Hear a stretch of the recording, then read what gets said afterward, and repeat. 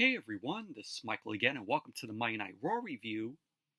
Monday Night Raw tonight was from the Yuengling Center in Tampa, Florida, and the show just ended.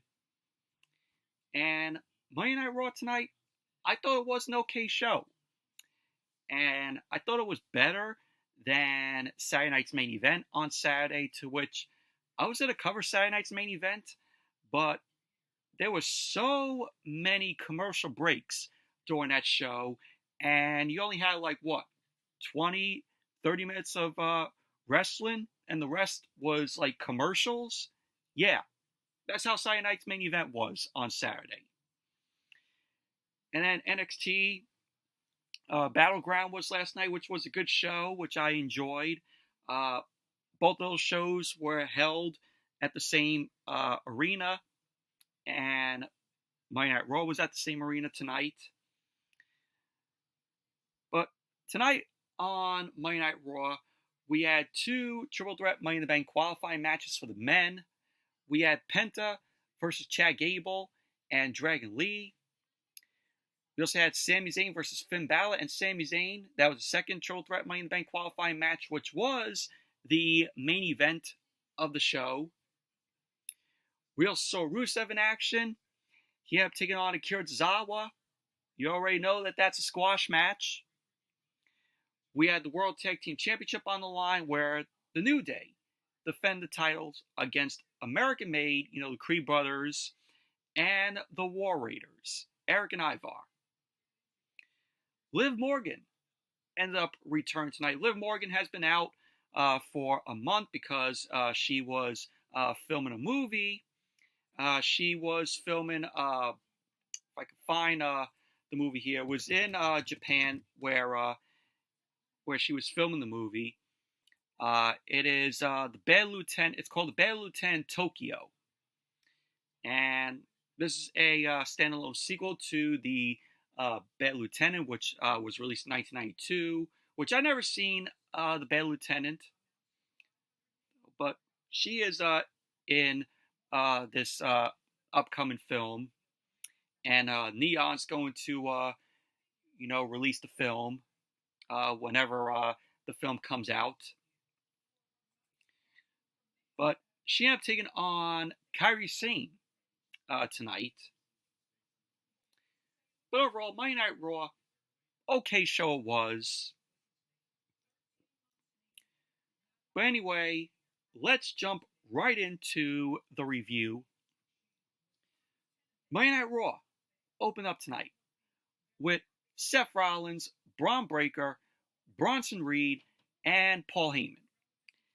And it was revealed at Saturday night's main event that Bronson Reed is now the third man in Seth Rollins' group. So it is, Seth Rollins, Braun Breaker, and Bronson Reed, Paul Heyman accompanying all three guys. And I like that Bronson Reed is the third guy here. There were a lot of people speculating on who the third guy could be. I said it would be Drew McIntyre. There were some people saying that, it could be Logan Paul. But, going with Bronson Reed, that was a good move there by WWE.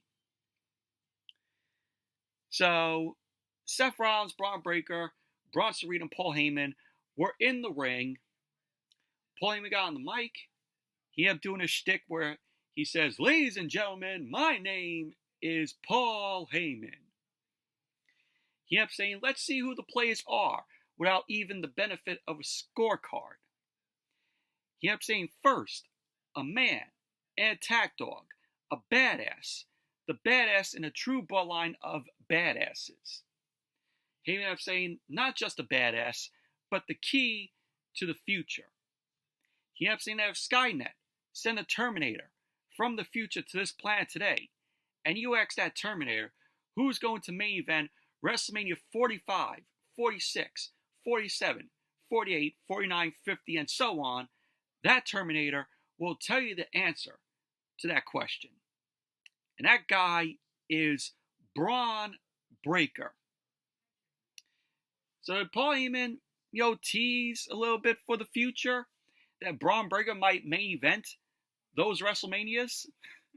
Who knows? So Paul Heyman ended up saying that he would put his reputation, as well as Rollins' reputation, on the line with that statement. He ended up saying that it's not a prediction, it's a spoiler. So Paul Heyman ended up asking Rollins if the crowd realizes that CM Punk is not here this evening because the fans were chanting for CM Punk. So when Paul Heyman ended up asking Rollins that, that CM Punk is not here this evening, the crowd ended up booing. So Paul Heyman ended up saying that's all thanks to Bronson Reed. Paul Heyman ended up saying that WWE wouldn't put Bronson Reed in the ring with top-tier talent because they're afraid of him.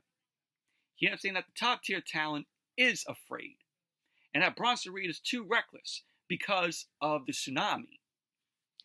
Paul Heyman ended up saying that Bronson Reed is a violent man in a PG era and will put everyone down in front of him. He ended up saying that Reed went after the top star of the company, the future of the industry.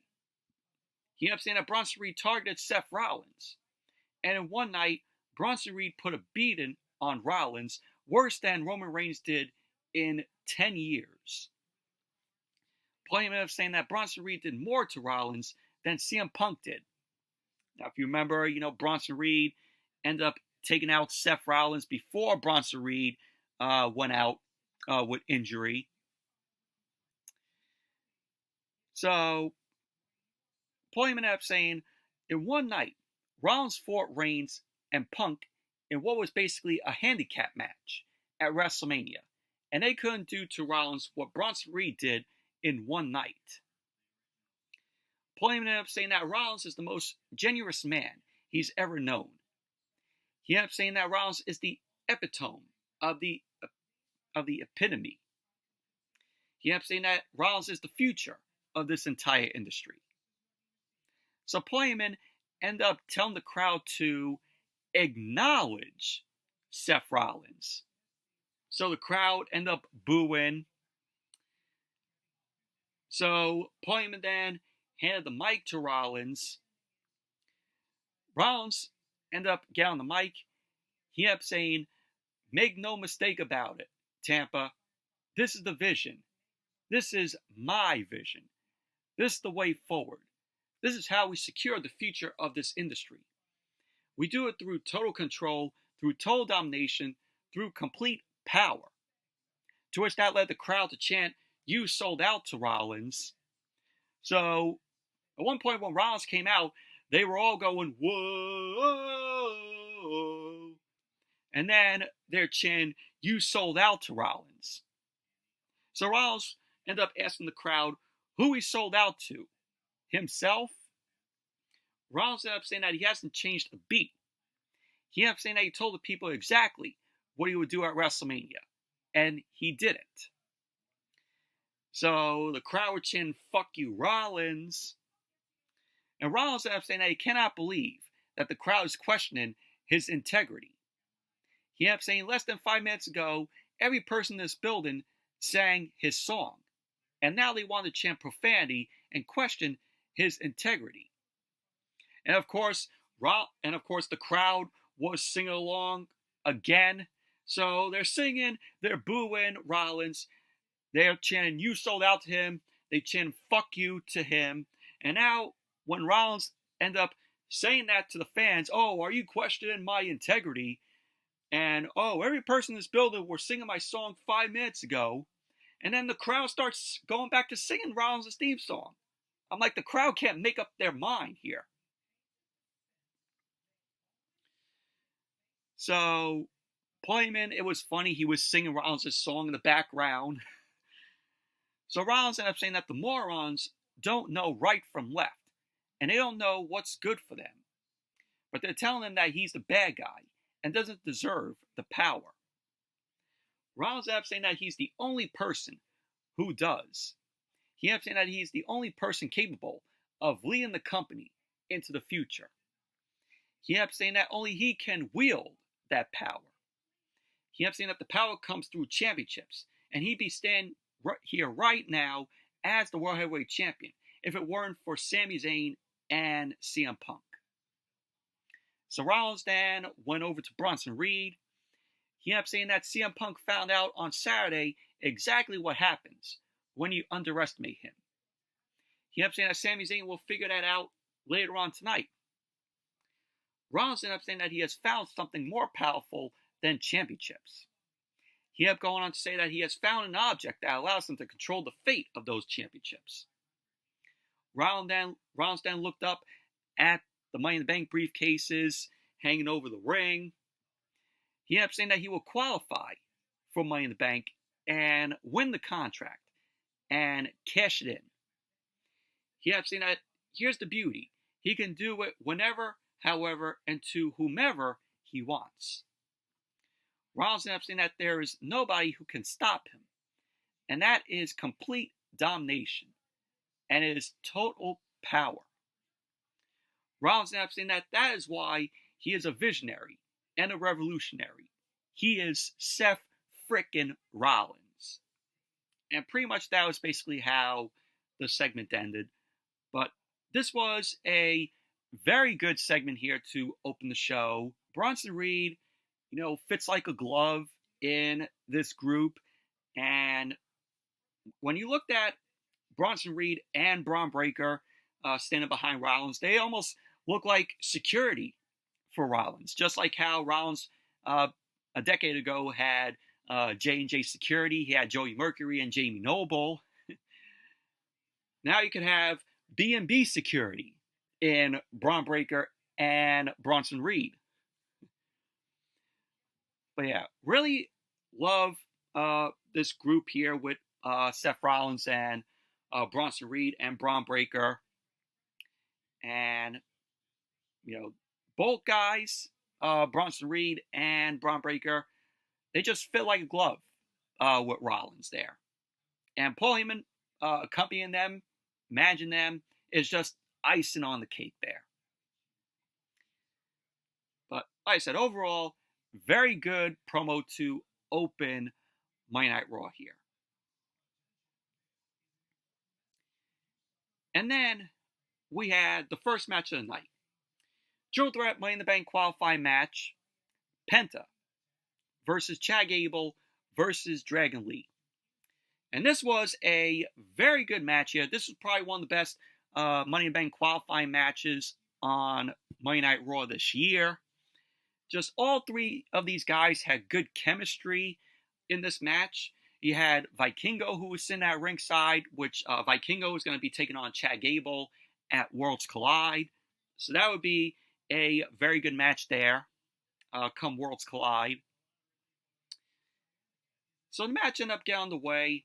We had Dragon Lee and Penta end up hitting Chad Gable with a double super kick. Both guys end up attacking Gable in the corner. They then got into shoving each other. And both guys ended up talking it over. They decide to team up to take out Chad Gable. Both Dragon Lee and Penta end up sending Gable over the top rope. Penta then rolled Dragon Lee up, to which Dragon Lee kicked out. Dragon Lee ended up avoiding a running knee from Penta. Penta then ended up dropping Dragon Lee on the apron, but Dragon Lee shoulders and he ended up kicking Penta back. So he shouldered Penta and kicked Penta back. Dragon Lee then flipped into the ring and he delivered a Hurricanrana to Penta into the corner. Dragon Lee then ended up hitting Penta with a running kick, and he followed it up with a slingshot corner drop kick. Gable then ended up running back into the ring, but Dragon Lee took Gable out. Dragon Lee then delivered a basement corner drop kick to Penta. Gable then cut Dragon Lee off, and he delivered an exploder to Dragon Lee. Penta then hit the ropes, but Gable ended up catching Penta with a German suplex.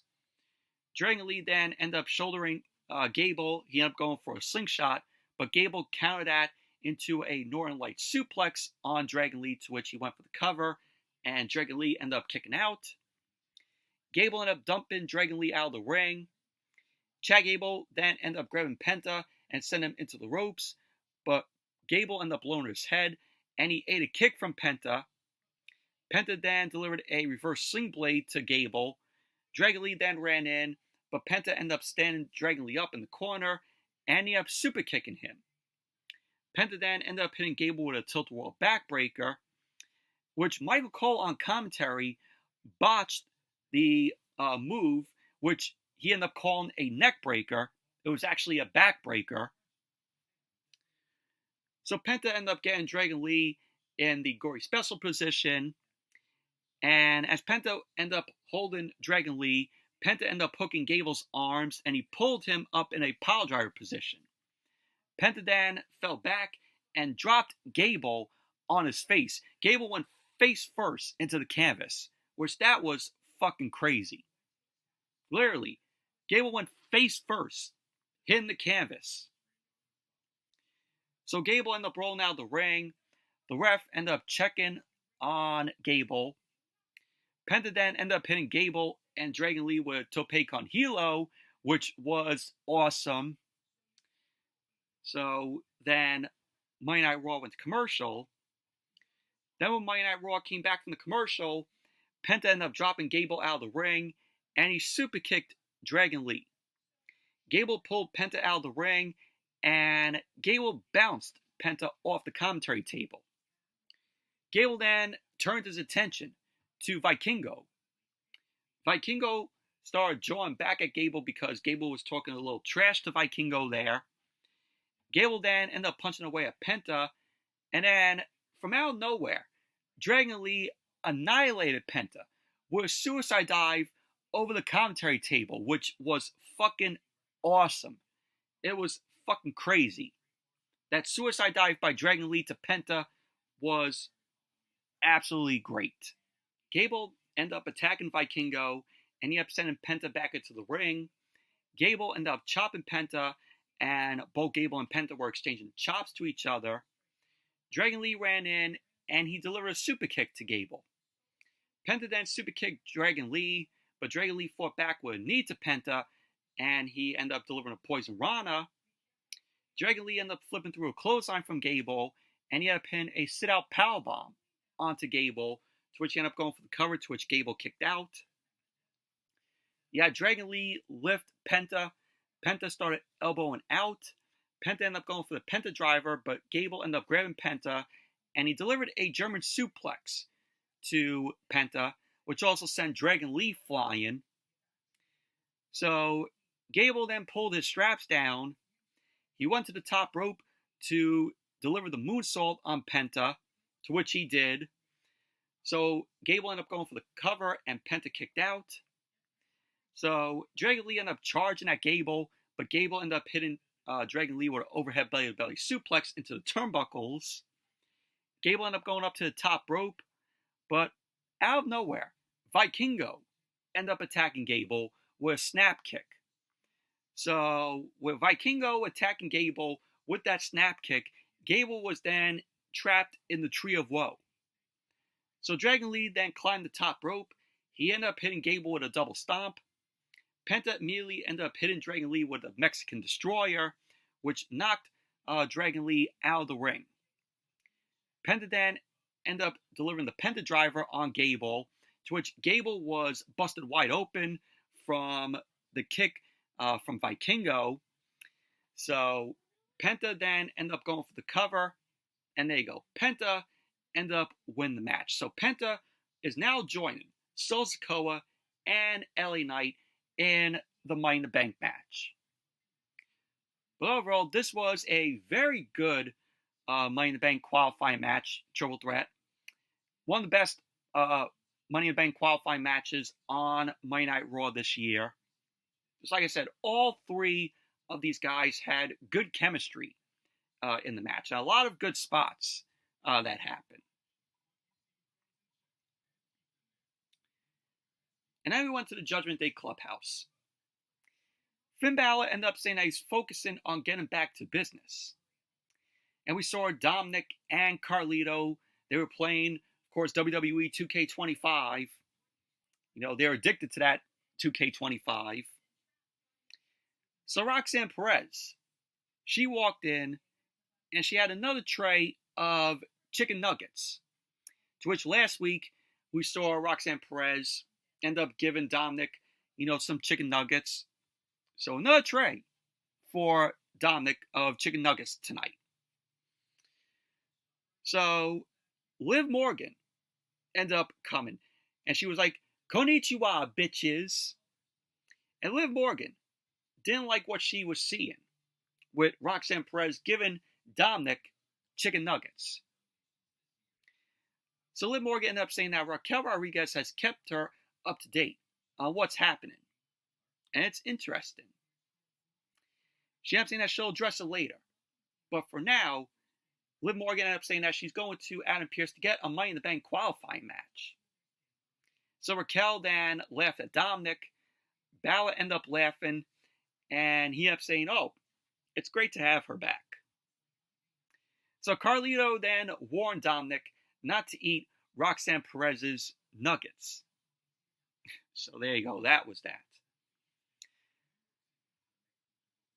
And then we had Akira Tozawa versus Rusev. Do I really need to go over who won this match here? If you said Rusev, ding ding ding, you win nothing. Rusev won, accolade on Tozawa. Post-match, Rusev won't let go of the accolade on Tozawa.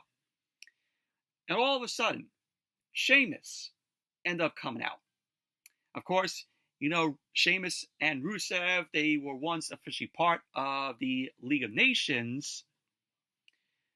So Rusev ended up letting go of Tozawa, and he kept staring at Sheamus as he got into the ring. Sheamus and Rusev stared at each other down.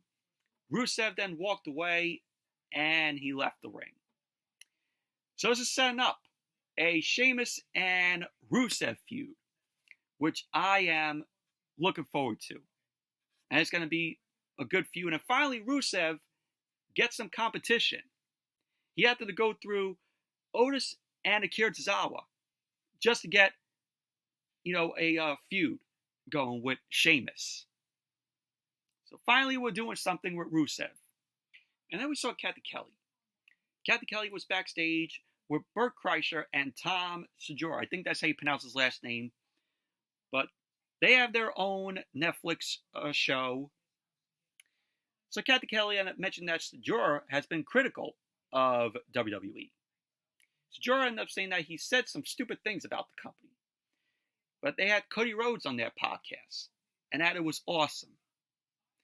Kreischer ended up saying that he also had a great time a few months ago. Kreischer then put over him and Segura's Netflix show, and Kreischer ended up running off. Kreischer ended up shouting for Segura to come over. So Segura came over, and all we saw was Kreischer shirtless, and he was with the War Raiders. He was with Eric and Ivar. So the War Raiders then chopped Kreischer's chest, and the War Raiders walked off. Kreischer ended up saying to Segura, "Oh, my chest hurts." And that was that. This was fucking awful.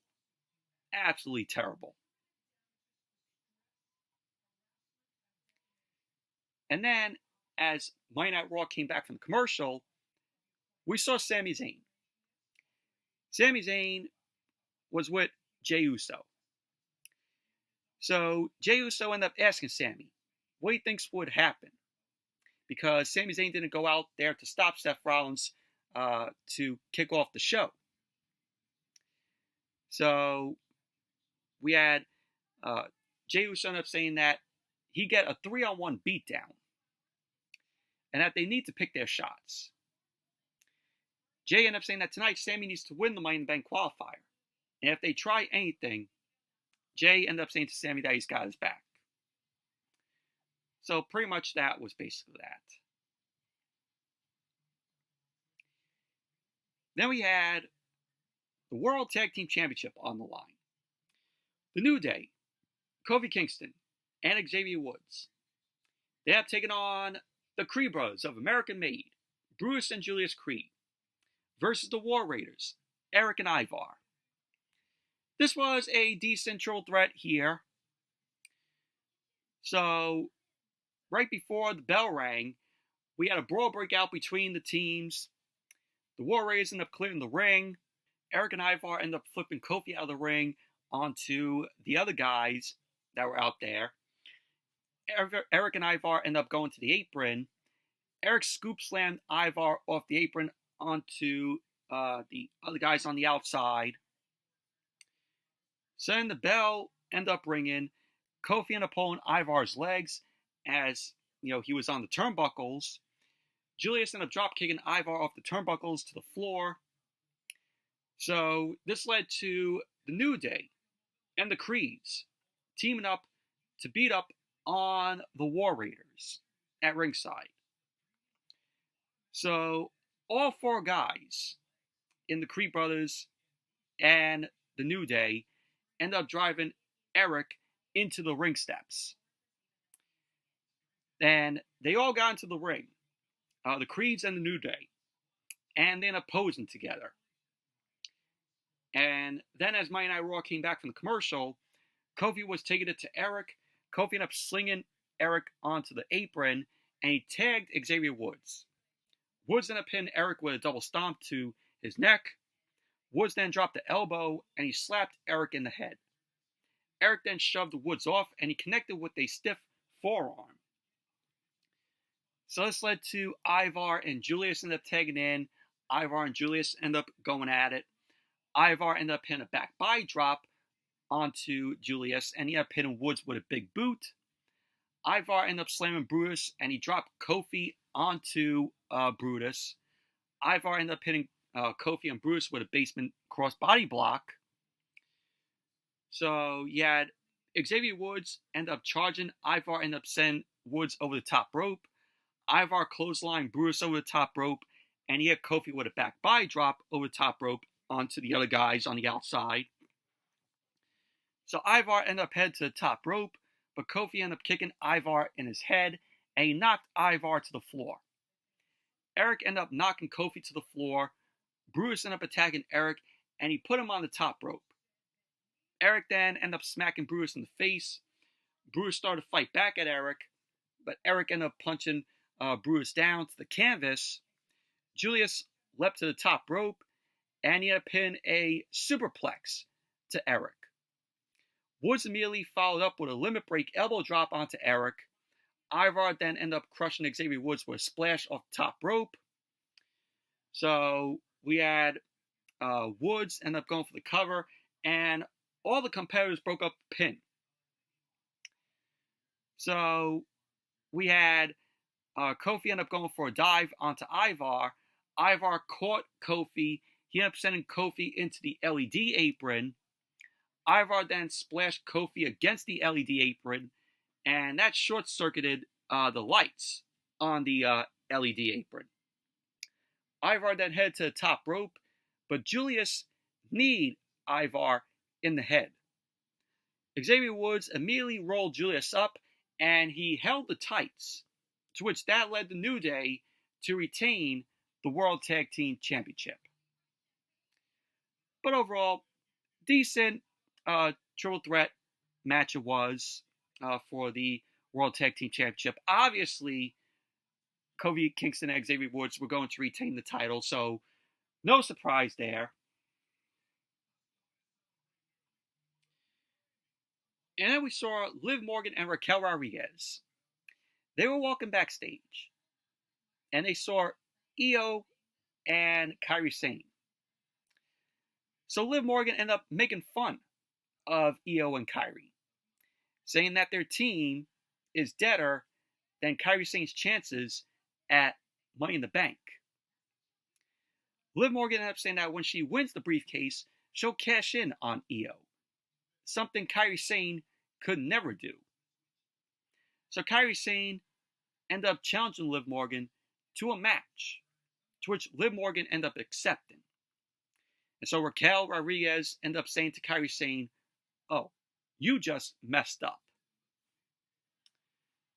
So that was that. We had the match later on.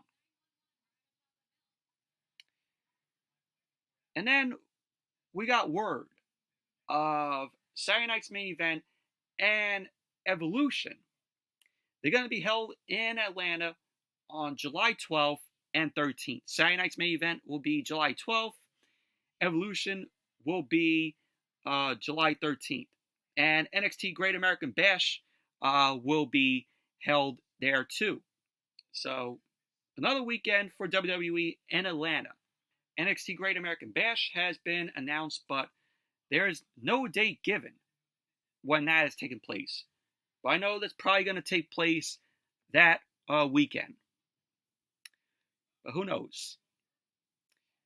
So there you go. Saturday night's main event confirmed for July 12th and Evolution on July 13th. Hopefully Evolution will be a good show for the woman. So we'll see. Hopefully it will be a lot better than the first Evolution that we saw, a couple of years ago. And then we had Jey Uso. Mr. Yeet, Jey Uso. And it was confirmed on Saturday night's main event at the end of the show that Cody Rhodes is going to be teaming up with Jey Uso to take on John Cena and Logan Paul in a tag team match at Money in the Bank. So that has been set aside from the Money in the Bank ladder matches. So Jey Uso was in the ring. He got on the mic. He kept saying that it's been a busy week for him. He kept saying everyone is after him. He said that Logan Paul got yeeted on. He kept saying that John Cena is about to get it as well at Money in the Bank. So he got interrupted by the ring general, Gunther. So Gunther ended up heading to the ring. Of course, Gunther will battle Jey Uso for the World Heavyweight Championship on the Monday Night Raw after Money in the Bank. So Gunther started to speak. The crowd ended up booing at Gunther. Of course, fans were chanting, "You tapped out," to Gunther. So Gunther ended up saying, congratulations are due. He ended up saying that this comes from a very personal place. Gunther ended up congratulating Jey for the 15th year of the Usos being in WWE. Gunther ended up saying that he congratulates Jey on his first successful title defense against Logan Paul this past Saturday. He ended up saying that Jey is holding the title longer than he expected. Gunther ended up saying that he appreciates that Jey is trying his hardest to be the captain of the ship on Monday Night Raw. He ended up saying that Jey is always there for his friends, no questions asked. Gunther ended up saying that those are great qualities for a human being, but terrible qualities for a great champion. Gunther ended up saying that Jey doesn't know better. Gunther ended up saying that unlike him, this position as champion doesn't come naturally to Jey. He ended up saying that it doesn't mean you're there for everyone and their problems. Gunther ended up telling Jey that he was the champion for almost a year because the only person he cares about is himself.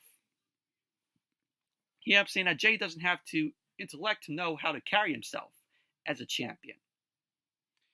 Gunther ended up saying that in 2 weeks he will relieve Jey of his position, and he'll make things right by choking him out and taking the World Heavyweight Championship back.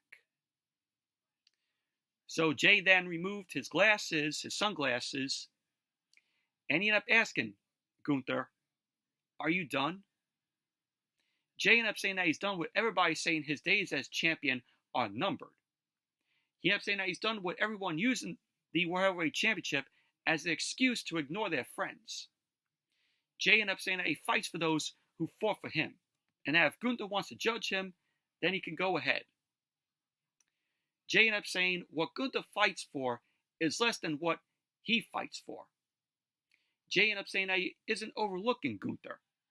He ended up saying that he knows what Gunther is capable of, and that he'll see Gunther in Phoenix. Jey ended up saying that at the end of the day, he's fighting for the crowd's support, and he'll make Gunther tap out again. So Jey was like, 4 letters, 1 word, yeet. So then Jey walked off, and that was basically that. So it's going to be the 5th match for Gunther and Jey Uso. Hopefully this is the last match that we see these two go at it.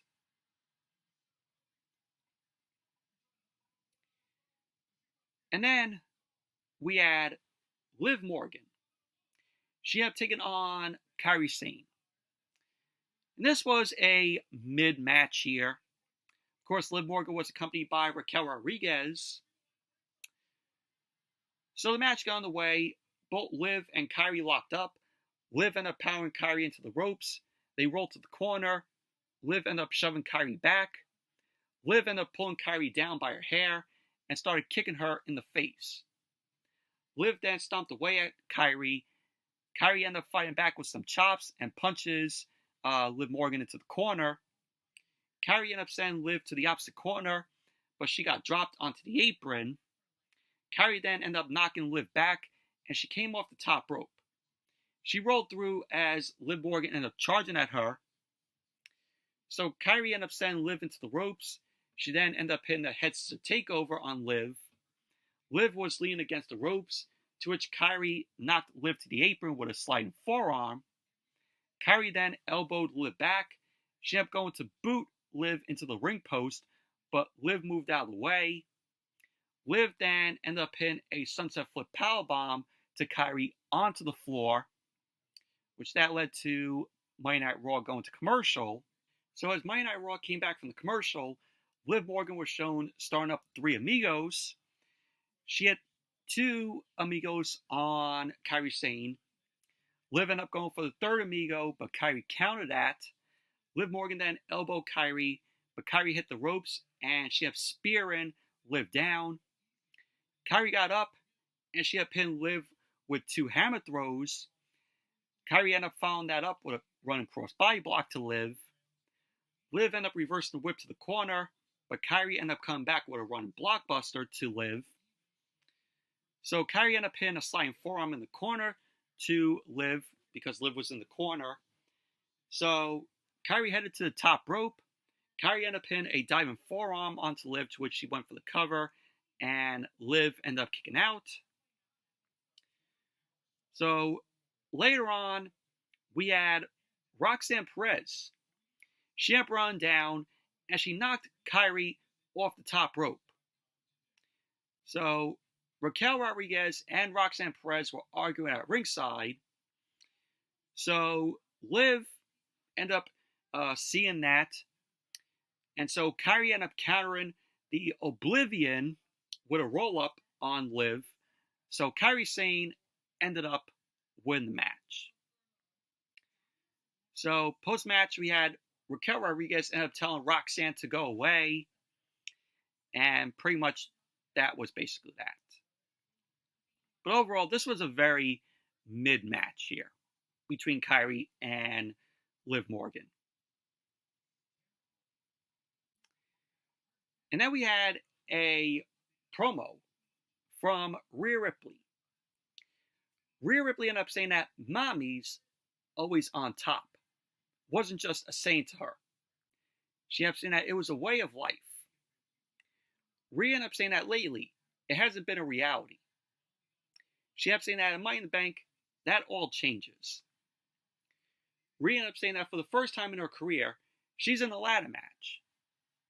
She wanted to say that no one is ready for the brutality she's going to unleash. She ended up saying that she'll climb the ladder and cement herself at the top of the women's division. Rhea ended up saying that Io and Tiffany Stratton should hold their titles tightly, because no one is safe from Mommy in the Bank. So, good promo from Rhea Ripley there. You know, wouldn't be too surprised to see Rhea win Money in the Bank. You know, if that happens. And then we went to the Judgment Day Clubhouse. As Monday Night Raw came back from the commercial, Liv Morgan was shown flipping out by what happened. And unfortunately, when the segment started, there was no audio. You couldn't hear what Liv Morgan was saying or what Finn Balor was saying. But the audio finally came in. Dominic ended up saying that he didn't see the match. Liv ended up saying that Raquel is the veteran and should have known better. So Liv Morgan stormed off. Dominic ended up chasing after Liv. Finn Balor was all giddy at what was going on. He's like, oh, yeah, well, I'm liking this. But this is all set up for a feud between Liv Morgan and Roxanne Perez. That's the setup. And then we saw Lyra Valkyria, the Women's Intercontinental Champion. Lyra headed down to the ring. She got on the mic. She kept wishing she were here to talk about a new opponent. But Becky Lynch manipulated her way into another title match at Money in the Bank. So we have this also confirmed for Money in the Bank, Lyra versus Becky Lynch for the Women's Intercontinental Championship. So Lyra ended up saying, what does she have to prove? She already beat Becky twice. Lyra ended up saying that in the past, she was satisfied with beating her opponents in the ring. And this is different. Lyra ended up saying that she out-wrestled and beat Becky. But Becky sat there and talked like she won the match. She ended up saying that she went on to try to steal another opportunity from people. Lyra ended up saying that Becky is like a rat with cheese. And all she wanted to do was pin Becky's shoulders. But she got in the face of her fiancé, tried to hurt her eye, and tried to break her arm. So Lyra was like, it's personal now. And at Money in the Bank, she'll hurt Becky and her ego. Which this led to Becky Lynch coming out. She had a mic in hand. I'm like, oh great, here we go. Another ear-bloody Becky promo. So Becky got on the mic. She ended up saying that Lyra cost her an opportunity. She ended up saying that she was done with Lyra and moved on to bigger and better things. She ended up saying that Lyra may have won the match, but she won the night. Becky ended up saying that at the end of the night, she went home with her hot husband, while Lyra went to the hospital with her weird little fiancé. So Lyra ended up saying that Becky's husband is the only talented thing about her. So it looks like Lyra is more of a fan of Rollins than she is Becky. So that was a little shoot there to Becky from Lyra. Lyra saying, oh, Rollins is the only talented thing about you. So Becky ended up saying that Lyra is making it personal again, and that she could have just let it go, but she couldn't. Becky ended up saying that she is the best thing that's ever happened to Lyra, especially the Women's Intercontinental Championship. She ended up saying that Lyra is not the flex she thinks it is, and that people are talking about her because she ended up beating her. So Becky was like, Lyra always accuses her of stealing opportunities. So Becky was like, oh, well, how about a stipulation? So Becky ended up saying that if Lyra beats her at Money in the Bank, she will never challenge for the Women's Intercontinental Championship again. So Lyra then ended up accepting the challenge. Lyra ended up saying that the last time she beat Becky, she did it with her eyes closed. So Becky ended up saying that Lyra didn't let her finish. Becky ended up saying that when Lyra took the title from her at NXT in a non-decisive victory, she raised Lyra's hand. So Becky ended up saying that when she wins at Money in the Bank, Lyra has to look her in the eyes and raise her hand. Lyra ended up saying that she's never had an issue with raising the hand of a woman who is better than her. She ended up saying that just hasn't been Becky yet. So pretty much that was basically how the segment ended, but awful segment this was. Absolutely terrible.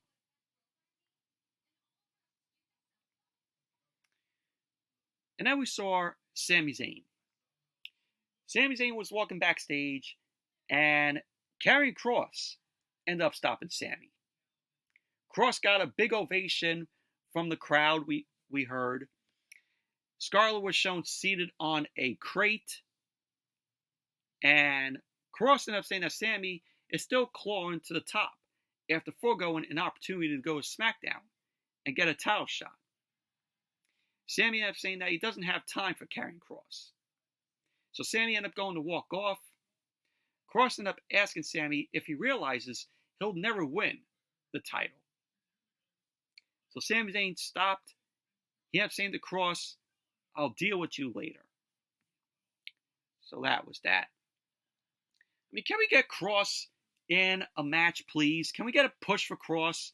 All we are seeing of Cross is just him backstage, with Sami Zayn or, someone else, AJ Styles. That's all we saw of Cross. Can we get him in a match, please, with some good competition for him?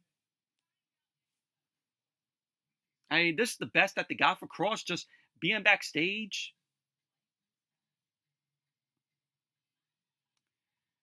Main event. The Triple Threat Money in the Bank qualifying match. Seth Rollins versus Finn Balor versus Sami Zayn. This was a good match here. Match got underway. We had Sami Zayn end up attacking Rollins. He had clothesline Rollins over the top rope. Balor ended up attacking Sami from behind, and he had chopping Sami's chest. Balor ended up sending Sami into the ropes. Sami ducked the clothesline from Balor, and he ended up pinning Rollins with a suicide dive. Sami and Rollins ended up brawling in the aisleway. Balor then attacked them. Balor ended up getting Sami back into the ring, and Balor started punching Sami in the corner. Balor started chopping Sami's chest. Sami started to fight back. He started up the 10 punches on Balor, but Rollins ended up coming into the ring, and he attacked Sami. Rollins started punching away at Sami. Balor then ended up taking Rollins down. Balor then ended up chopping Sami, and then he started chopping away at Rollins. Rollins started to fight back. Balor then ended up hitting Rollins with a reverse DDT. He then ended up hitting Sami with a DDT. Balor ended up going for the cover on Rollins, to which Rollins kicked out. Balor then went over to cover Sami, to which Sami kicked out. So then, as Monday Night Raw came back from the commercial, Balor was punching away at Sami. Balor ended up setting up for a suplex to Sami, but Sami countered that with a textbook vertical suplex to Balor. Rollins then ran in. Sami ended up cutting Rollins off with some right hands. Sami then delivered the 10 punches to Rollins in the corner, but he was punching away pretty fast. Sami then ended up knocking Balor off the apron and sent Rollins over the top rope. So Balor ended up grabbing Sami's ankle, but Sami ended up kicking Balor away. Sami then kicked Rollins back. Sami then wiped out both Rollins and Balor with a springboard moonsault block to the floor. And Sami ended up putting a finger up in the air. He was paying tribute to Sabu. So that springboard moonsault block to the floor, that was in honor of Sabu. So Sami ended up rolling Rollins into the ring for the Blue Thunder Bomb, but Rollins ended up getting out of that. Rollins then connected with a Falcon Arrow, to which he ended up going for the cover on Sami, and that led to Sami kicking out. Rollins then ended up putting Sami in the corner, and he started chopping his chest. Rollins ended up putting Sami on the top rope, and he delivered a chop to Sami. Rollins then climbed, but Sami ended up punching Rollins down to the canvas. Balor then ended up cutting Sami off. Sami then shoved Balor to the floor. Rollins then scaled the ropes for a superplex attempt, but Sami ended up fighting Rollins off. Sami connected with a sunset flip powerbomb onto Rollins, to which he ended up going for the cover, and Balor broke up the pin. So then, as Monday Night Raw came back from its final commercial, Rollins was shown on his feet. Sami and Balor were both down. Rollins ended up attacking Sami from behind, and he stomped away at Sami. So Rollins ended up talking to Balor. Him and Balor teamed up to get rid of Sami. Rollins and Balor ended up going for a double team superplex on Sami. Sami ended up fighting both Rollins and Balor off. Sami ended up jumping over Balor, and he tried to attack Rollins, to which Rollins ended up cutting Sami off. Rollins ended up going for the pedigree, but Sami ended up hitting Rollins with a back body drop over the top rope. Balor ended up charging Sami, and he fought out of an Explorer suplex into a roll-up, to which Sami ended up kicking out. Balor then ended up hitting Sami with a sling blade. He ended up going for the cover, to which Rollins broke up the pin. Rollins then went for the pedigree on Balor, but Balor got out of that. Balor rolled Rollins up, but Rollins got out, and he hit the pedigree finally on Balor. So Rollins ended up going for the cover. Sami ended up pulling Rollins away. So Rollins ended up pinning Sami with the pedigree. Rollins ended up going for the cover, and Sami ended up kicking out. So at the end, we had Sami up smashing Rollins with the haluva kick. We had Sami end up going for the cover. Braun Breaker pulled Sami Zayn out of the ring. Bronson Reed was also out there. Bronson Reed started punching away at Sami. This led to Jey Uso leaping off the barricade, and he attacked Bronson Reed. Jey went back and forth, hitting both Braun Breaker and Bronson Reed with some super kicks. Rollins then grabbed Jey, but Jey ended up punching Rollins back.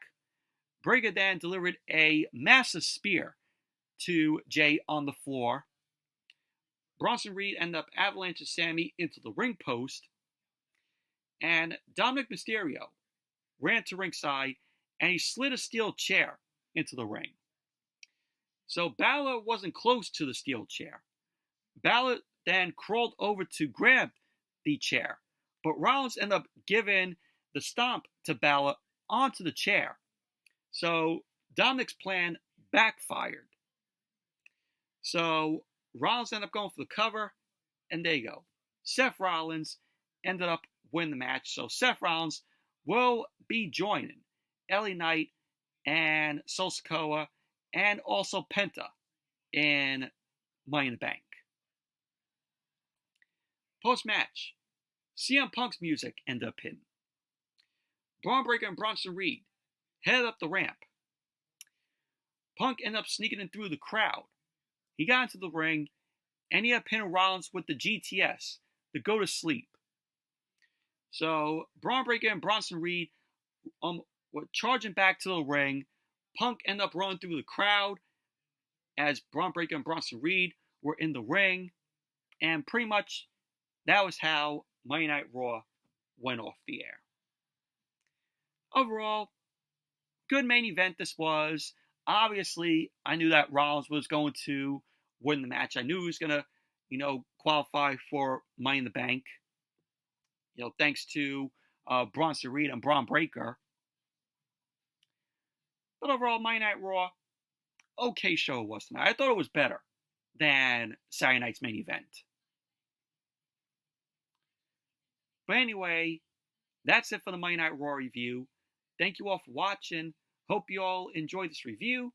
Definitely give the video a thumbs up, comment, subscribe, and stay tuned tomorrow on my buddy Luke Ponto's channel as him and me do our Movie Fanatics show.